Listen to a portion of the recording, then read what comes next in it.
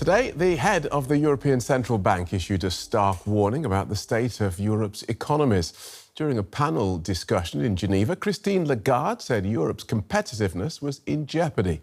And one of the main reasons was America's retreat from the rules-based global order. Ms. Lagarde said today that global order is under pressure. Geopolitical tensions are bringing critical dependencies and choke points into sharper focus, while Europe faces growing security threats on its doorstep. Well, taken together, these shifts suggest that Europe's post-war growth model is eroding and it's unlikely to return to the form we once knew. Well, the global order is unraveling before our eyes and at alarming speed. An international order that since World War II has been underpinned by US security guarantees. Now Donald Trump's America First mentality and his erratic, highly transactional approach to foreign policy is upending that traditional network of alliances, institutions and norms. Just this past week, we've seen President Trump threaten to bomb Oman twice and claim the Strait of Hormuz, a recognised international waterway, as US territory. We've seen his campaign to dismantle the International Criminal Court, and he's cast doubt on a major security alliance with South Korea, saying decades of defence cooperation have been a raw deal for America. We're guarding them from a country and paying ourselves billions of dollars. It's costing us billions and billions of dollars to protect not only them, but other countries. Look at NATO. We spend hundreds of billions of dollars protecting Europe from Russia. Hundreds of billions, mostly from Russia, but from other things too. And then they say, well, they don't want to get involved with guarding the strait where they get most of their oil. They get 50% of their oil, and they don't want to get involved. Why are we doing it? So where is the global rules-based system heading without the United States calling the shot? And what's likely to take its place? Well, to help us with some of the answers, we have the co-founder and director of the European Council on Foreign Relations, Mark Leonard. He's just published an article in Foreign Affairs magazine called The Abandoned Order, Learning to Live in a Post-American World. Welcome to DW. Let's start by defining our terms. When we talk about the world order or the rules-based order, we're talking about what? Well, Henry Kissinger suggested that world order rests on two pillars. One is a set of rules which people accept or at least are willing to live with. And the second is a balance of power which is capable of enforcing those rules. And for the last 8 decades or so, we've had a version of global order. First, during the Cold War, it was underpinned by American and Soviet power, balance of power between the two great superpowers that agreed on some sort of fundamental things which held even as they competed in other areas. And then after the end of the Cold War, the US was the hegemonic power that was underpinning this order. And I think what we're seeing now is a world without order, because those rules which had been agreed were already being pushed back on by many powers that didn't feel that they'd been able to make them, countries like Russia and China and other middle powers. And then since Donald Trump's second coming, we've seen the US launch a revolution against that order itself. And that means that those rules no longer seem to hold sway in most parts of the world. If you look at the war in Ukraine, at the situation in the Gulf, what's happening to the global trading system, what you can see is a fraying of those rules, and many of the great powers not even paying any attention to them at all. And you're clear that this damage is irreparable, not just a Trump blip? I think that the things that underpin that order have disappeared for a long time. First of all, the consensus about the rules is one which wasn't really holding fully before. Many countries felt dissatisfied with it and were pushing back at it for those reasons. And when America exits from it, then there's really very little hope that they're going to to apply in the future. And if you look at American politics, it's quite likely that Donald Trump won't be president forever, and maybe the Democrats are going to do well in the midterm elections. But there are very few Democratic candidates who want to go back to playing the sort of role which the US has played for the last few decades as the primary provider of global public goods, as a champion for free trade, or as the world's policeman.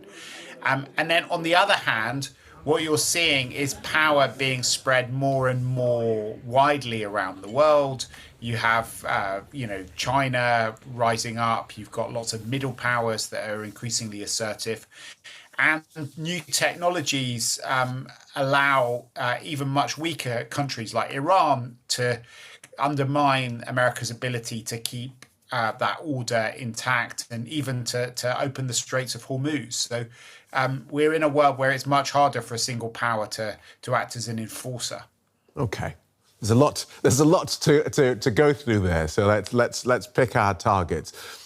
First of all, let's talk about where this chaos might lead. In your article, you say that where we are now does not constitute a short interregnum between a US-led order and a Chinese-led one. For some time, you say, the world will be without any order at all, swept by fragmentation, contagion, and strangulation, or the temptation to weaponize a wide variety of geographic, economic, and technological choke points. So, Mark Leonard, this sounds like a dog-eat-dog future with no rules. I think that's right. If you look at the whole world, and I use the word unorder to describe what's happening, because disorder basically implies that there are rules, but people are breaking them. Unorder is what happens when people don't agree on what those rules are at all. And, you talked about these three different trends which are ending the order. One is fragmentation. So there was a hope after the end of the Cold War that we could come up with a single rule book that would govern the world. But now what you see is lots of different operating systems that often compete with each other, and nobody wants to uphold a kind of single set of rules.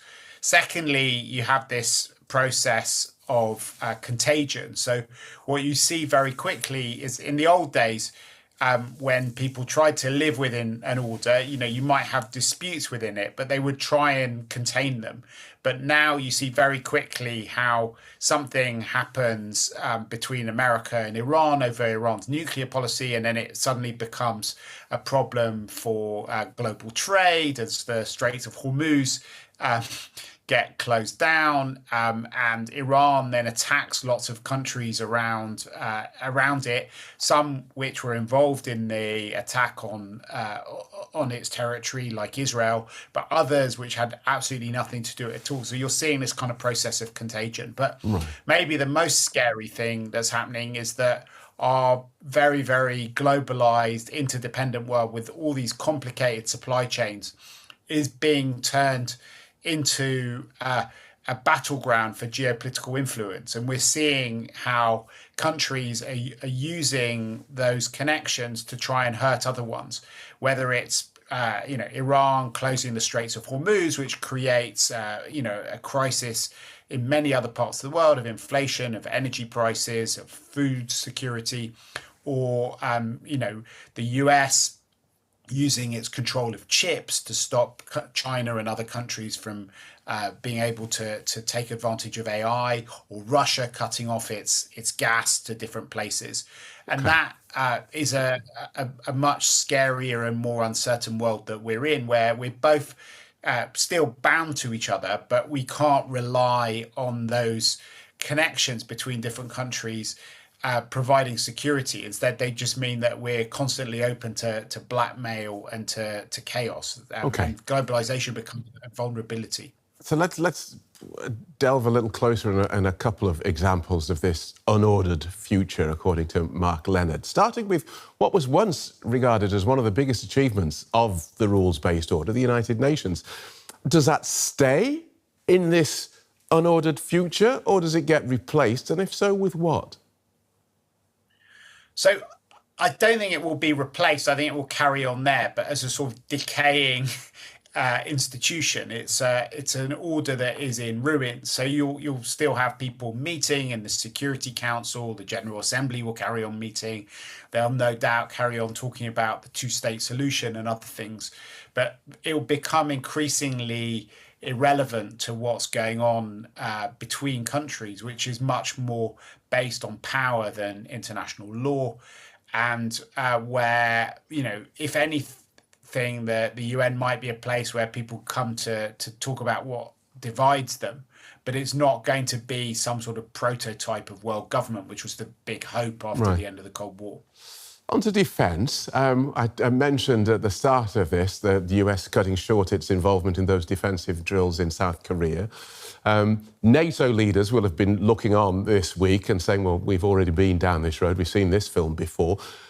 In this unordered world of yours, who gets to shelter under whose nuclear umbrella? I think what we're going to see is quite a lot of nuclear proliferation, because one of the reasons why countries like Japan and Korea and Germany and Turkey didn't get nuclear weapons is because they thought that the US would ultimately protect them. But as people start to ask questions about how secure these American guarantees really are, they're going to find ways to hedge against it. So, some of it is looking within Europe is going to be seeing whether France and the UK can help out and provide support for other countries. But there are debates now in places that had decided not to have nuclear weapons about whether that was the right decision, and that's true, in Poland. It's true in South Korea. It's true in Japan, and I think increasingly what you're going to see is countries not really feeling that they can afford to assume that America will be there to have their backs in a crisis, and therefore having to make alternative arrangements. Technology is the next one. You've touched on this already. The US and China seem to be the current AI superpowers, which seems an absolutely mad position for the world to have allowed itself to be placed in. Why has there been so little challenge to this dominance? Because I think after the end of the Cold War, we were moving towards an era of globalization where the most important thing was to get access to products and to technologies as cheaply as possible.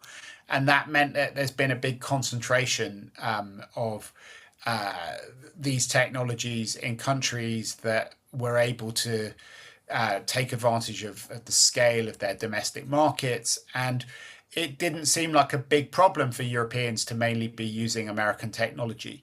But when the American president can cut off access to, ChatGPT or to chips or to Anthropic's AI models without any notice at all to allies as well as to enemy countries, then you need to worry about whether you're overly vulnerable. And also people are worrying about whether the Chinese could use the infrastructure that we are using from their countries to install kill switches within our economies as well, in case there are geopolitical tensions. So that is leading much more towards a sense where countries, both for security reasons, but also for economic reasons, are increasingly trying to look at whether they can become less dependent, whether they can at least diversify their dependence on different places so that there are alternatives to China and to America. OK, that'll do us for now. I think I'm going to have struggles to sleep tonight. Good talking to you, Mark. Mark Leonard from the European Council on Foreign Relations. Thank you so much.